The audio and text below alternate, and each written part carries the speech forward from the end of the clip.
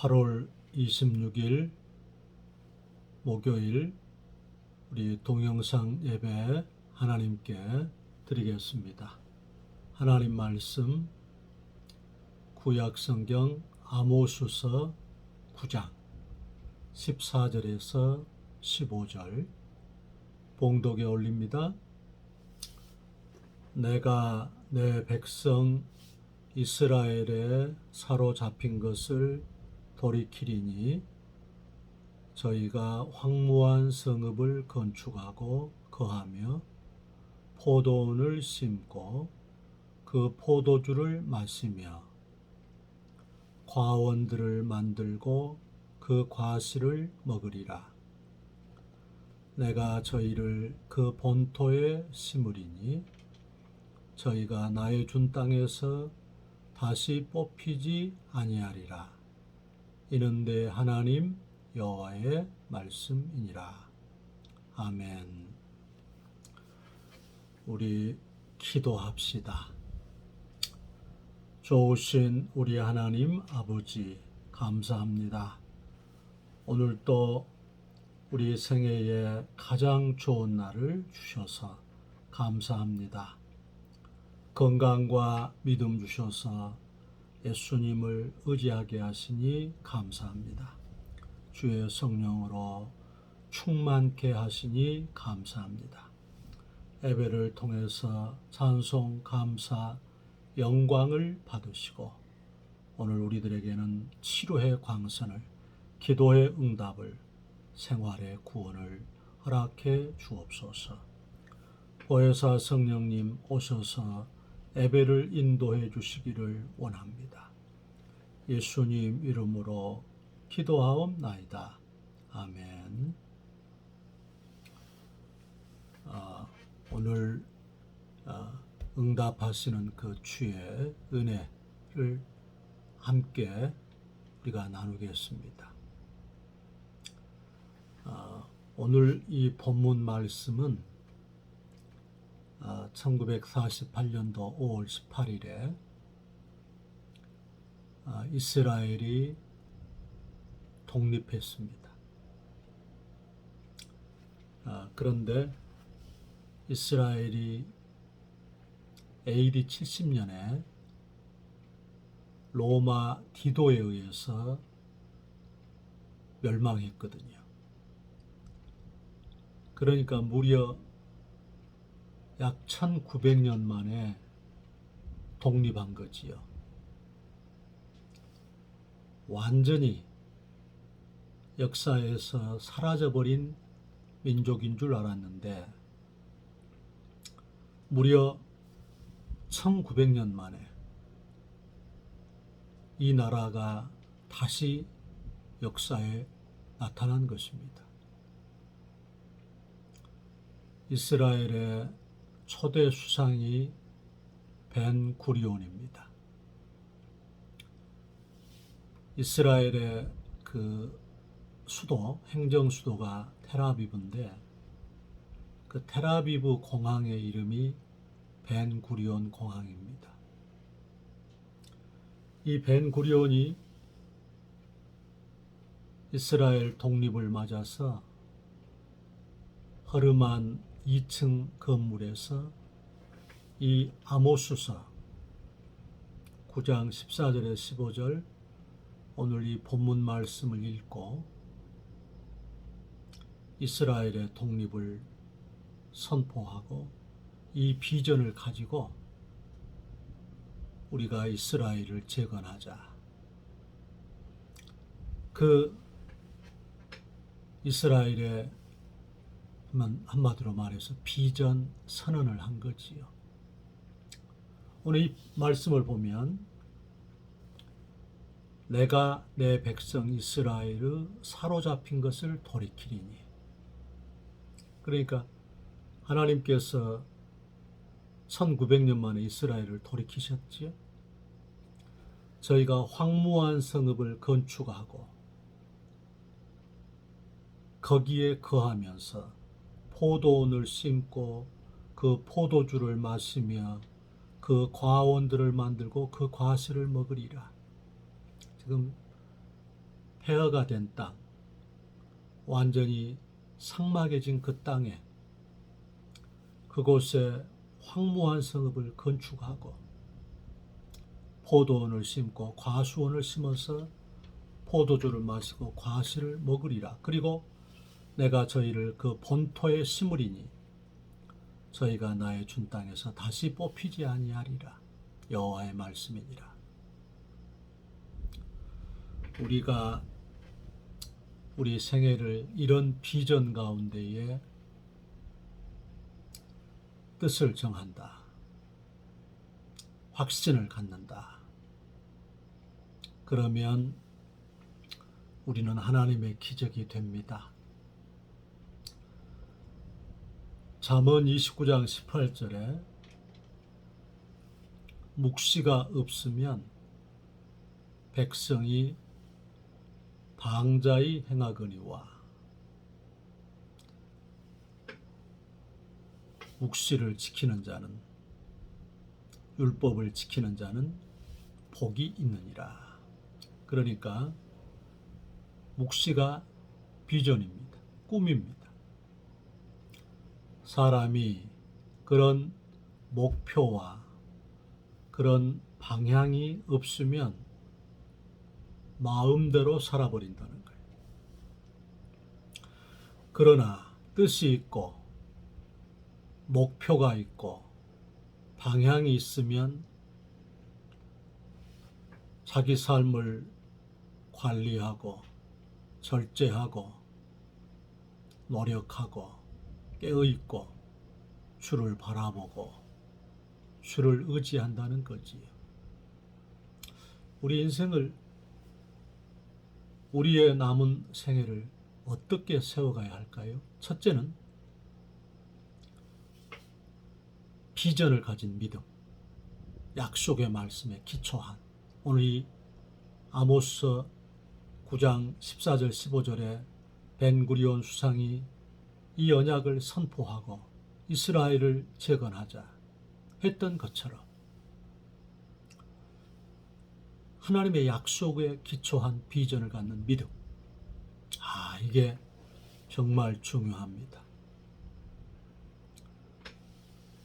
주님께서는 히브리서 11장 1절 말씀에 믿음은 바라는 것들에 대한 실상이요 보지 못하는 것들에 대한 증거다.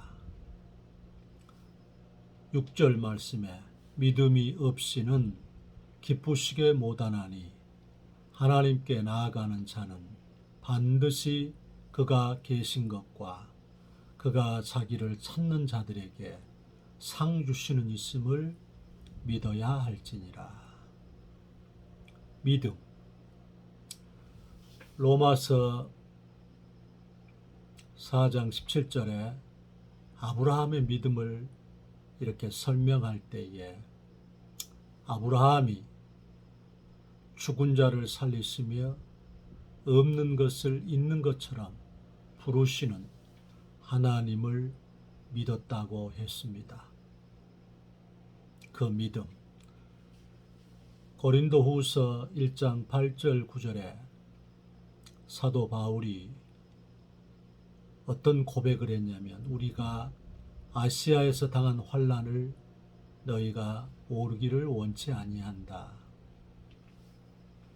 살 소망까지 끊어지고 마음의 사형 선고를 받은 줄로 알았는데 이는 네 자신을 의지하지 말고 죽은 자를 다시 살리시는 하나님만 의지하게 하려 하심이라. 이 말씀, 믿음, 기초지요. 믿음의 기초, 비전의 기초지요. 믿음은 들음에서 나며 들음은 하나님의 말씀으로 말미암느니라. 로마 10장 17절에 그랬습니다. 그래서 우리는 말씀을 묵상하고 말씀을 귀 기울여서 듣고 하나님의 말씀을 연구하고 암송하고 말씀을 가르치고 말씀이 그러한가 하여서 상고하고 말씀을 우리가 이렇게 증거하는 히브리서 4장 12절에도 하나님의 말씀은 살았고 우리가 말씀 먹으면 살아나는 겁니다. 운동력이 있어 다이너마이트라는 거지요. 하나님의 말씀은 살았고 운동력이 있어 좌우의 날선 어떤 검보다도 예리하여 우리 영과 혼과 관절과 골수를 찔러 쪼개며 심령을 감찰하나니 만물이 그 앞에서 벌거벗은 것처럼 드러난다 그랬습니다. 우리 삶 가운데서 내 영혼 속에 딱 박혀있는 내 인생의 고난과 약함 속에서도 내 삶의 근거가 되고 뼈가 되고 뼈대가 되고 기초가 되고 움직일 수 없는 삶의 원칙이 되는 그런 하나님의 말씀이 내 속에 거해야 돼요. 주님이 이런 말씀을 하셨지요. 고난 당하는 것이 내게 유익이라 고난을 통해서 내가 주의 율례를 배우게 되었나이다.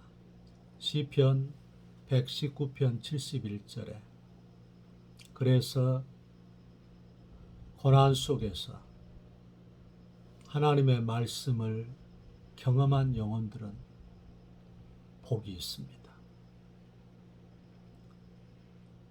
만약에 우리 자신이 신앙생활을 이렇게 하면서 말씀에 대한 체험이 없다면 그러면 어렵습니다. 우리는 신앙에서 떠날 수가 있습니다. 체험적, 주관적 체험이 말씀을 통해서 있어야 돼요. 욥기서 23장 12절에도 욥이 일정한 음식보다도 하나님의 말씀을 더 귀히 여겼다.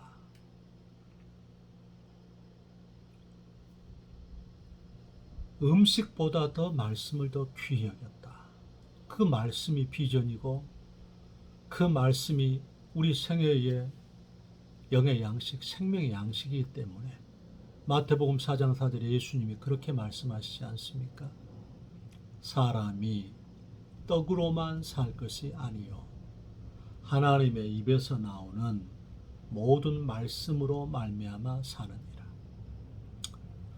우리 사랑하는 성도들이여, 내가 암송하고 있고 내 영혼에 꽉 박혀 있고 내 생에 영혼에 진동을 주고 있고 내 인생에 변개할 수 있는 삶의 원칙이 되는 말씀이 내 영혼 속에 아라리 포도송이처럼 이렇게 맺혀 있기를 주의 이름으로 축원합니다. 성경은 비전의 보고, 참고입니다. 하나님의 말씀이 우리의 비전과 꿈이 되고 믿음의 근거가 되어야 된다 하는 것입니다. 두 번째,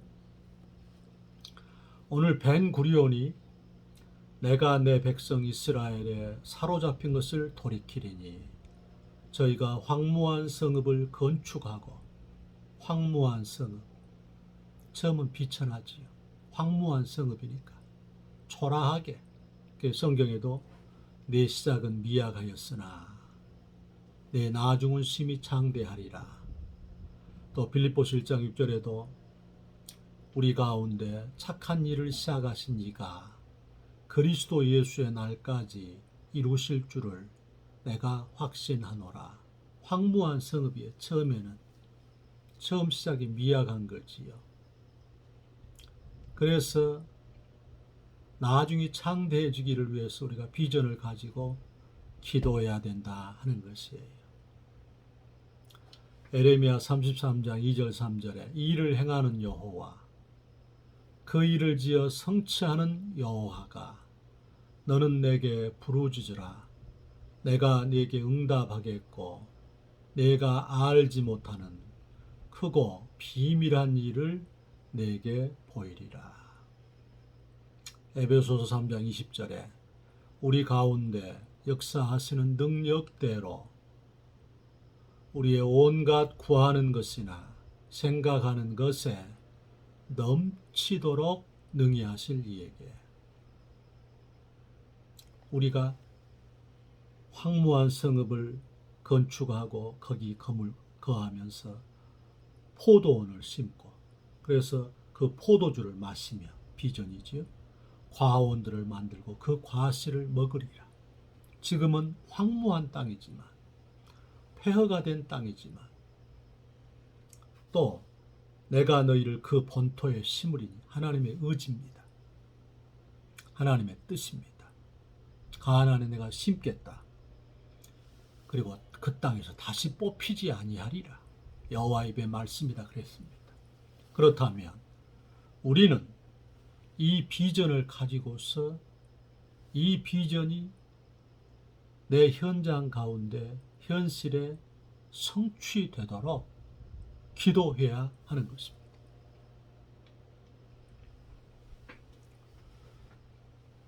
최근에 요 며칠 특별히 주의 종도 이 장염이 심해가지고 고생을 요 며칠 많이 했습니다. 계속 화장실을 다니고 그 다음에 그걸 몰랐는데 염증이 있으니까 열이 몸에 오르고 이게 많이 지나쳤습니다. 그런데 어제 이제 집사람이 기도하는 분들에게 주의 종을 위해서 나 몰래 기도를 부탁하고 또 주의 종도 하나님의 약속 이사야 53장 5절 그가 찔림은 우리의 허물을 인하며 그가 상함은 우리의 죄악을 인함이라 그가 징계를 받으심으로 우리가 평화를 누리고 그가 채찍에 맞으심으로 우리가 나음을 입었다.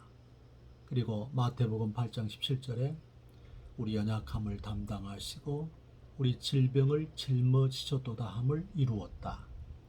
이 약속을 붙들고 계속 기도했습니다.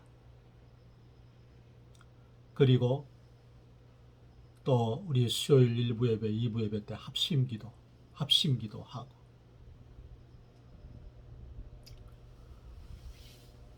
요즘에 그 다음에 어제 수요일 1부 예배를 마치고 주의 종이 한 8불 정도 우리 성도들을 전화로 축복 기도를 했는데요.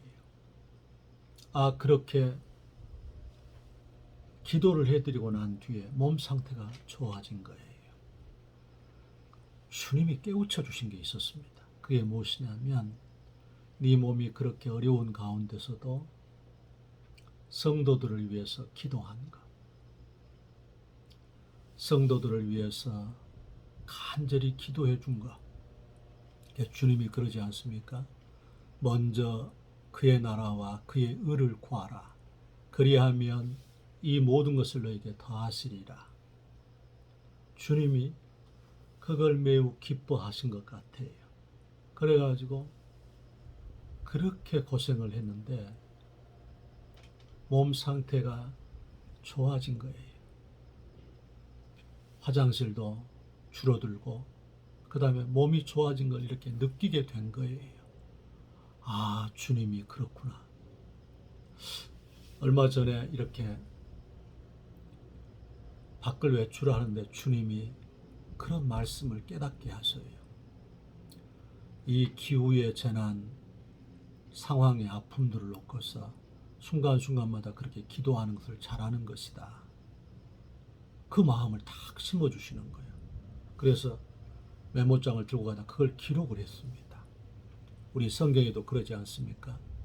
히브리서 4장 16절에 긍휼하심을 받고 때를 따라 돕는 은혜를 얻기 위하여 은혜의 보좌 앞에 담대히 나올지니라. 우리가 요즘에 하나님 앞에 그런 담대한 기도를 드리지 않아요? 한방 있으신 우리 주님, 우리와 세계 거민은 죄인들 중에 죄인입니다. 다만 주의 사랑과 불쌍히 계심으로 한방에 이 코로나를 제압해 주시고 다시 한번 이 땅과 세계 거민을 살려주시고 이 기후의 재난이 있을 때마다 우리가 순간순간 긍휼을 구하겠사오니 주여 우리를 살려 주옵소서. 우리가 어제도 2번 그렇게 1부 예배, 2부 예배 때 기도를 했지요. 그것을 우리 주님이 매우 기쁘게 여기신다 하는 거예요. 긍휼하심을 받고 때를 따라 돕는 은혜를 얻기 위하여, 때를 따라 돕는 은혜를 얻기 위해서 우리 사랑하는 성도들이 이렇게 보좌 앞에, 내 아버지 앞에 모든 문제를 기도하기를 바랍니다. 요즘에 박 목사도 기도의 이 다양성, 그래서 이렇게 말씀을 묵상하고 감사 제목을 기록하다가 지금 이 앉아있는 의자가 이렇게 뒤로 좀 접겨집니다. 그래서 여기에 피곤하면 여기에 누워서 30분 정도 이렇게 기도의 제목을 놓고 기도를 드립니다. 그리고 어제도 약 16,000보를 걸었는데요. 1시간 반 정도 그 걷는 시간에 주님께서 맡겨주신 교회와 나라와 민족과 그리고 교우들과 내 관계된 영혼들을 위해서 중보 기도를 했습니다.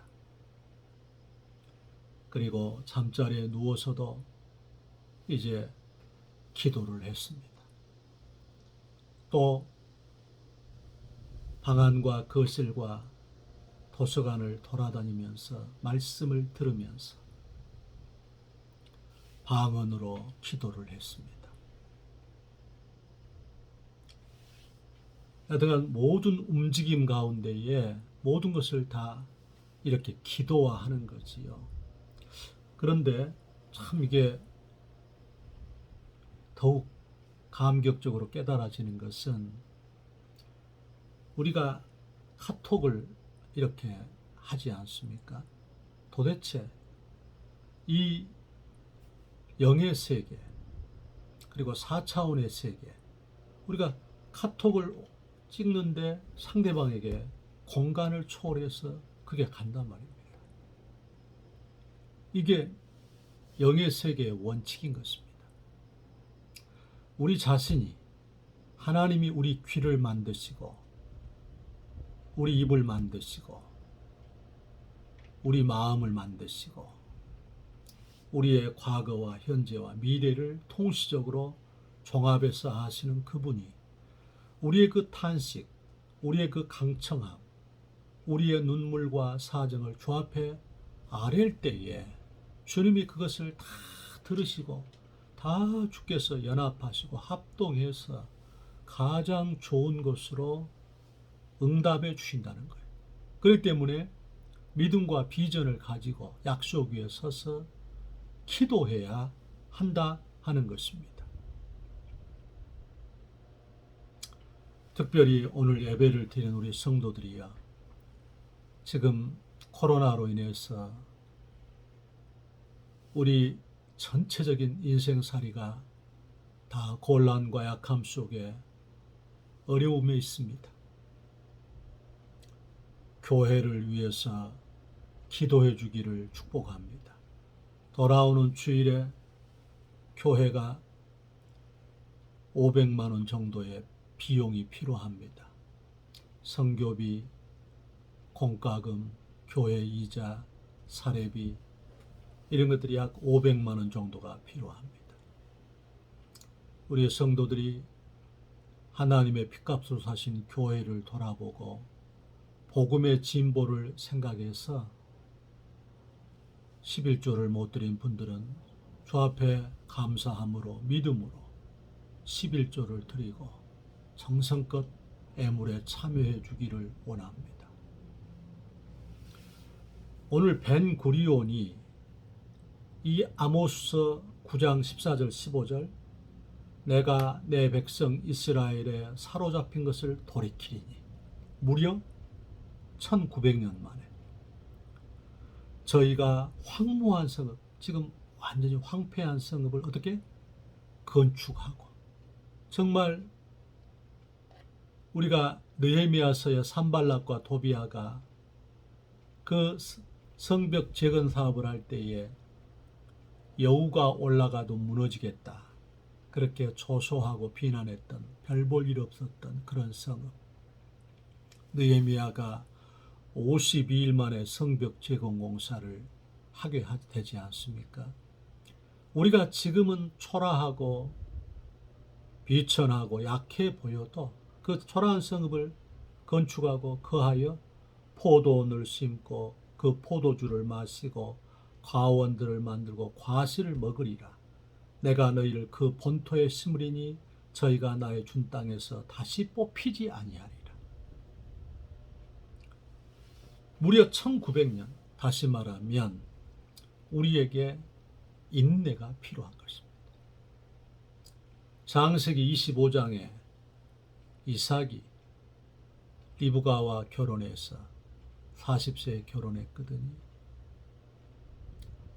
무려 20년 만에 에서와 야곱을 얻었습니다. The best is yet to come. 가장 좋은 것은 늦게 온다 하는 말입니다. 우리 삶의 방향과 목표, 중심이 옳다면 천천히 가더라도 keep going, 계속 가는 겁니다. 아무리 어려워도 선을 행하다가 낙심하지 말지니 피곤하여 지지 아니하면 때가 되매 거두리라. 갈라디아서 6장 9절에, 야고보서 1장 4절 말씀에 너희 인내를 온전히 이루라. 이는 너희로 온전하고 구비하여 조금도 부족함이 없게 하려 함이라. 그래서 약속을 붙들고 믿음으로 부르짖어 기도하고 인내하며 기도하고 주의 선하신 뜻이 꼭 가장 좋은 방향으로 이루어진다는 것을 믿고 신뢰해서 하늘 문이 열리는 우리 성도들의 하나님의 축복이 있기를 축원합니다. 기도합시다. 하나님, 오늘 이 말씀을 의지해서 우리 성도들 하나님의 약속 위에 비전과 믿음을 가지고서 기도하고 인내하여 주의 영광을 보게 하여 주옵소서. 예수님 이름으로 기도합니다. 아멘.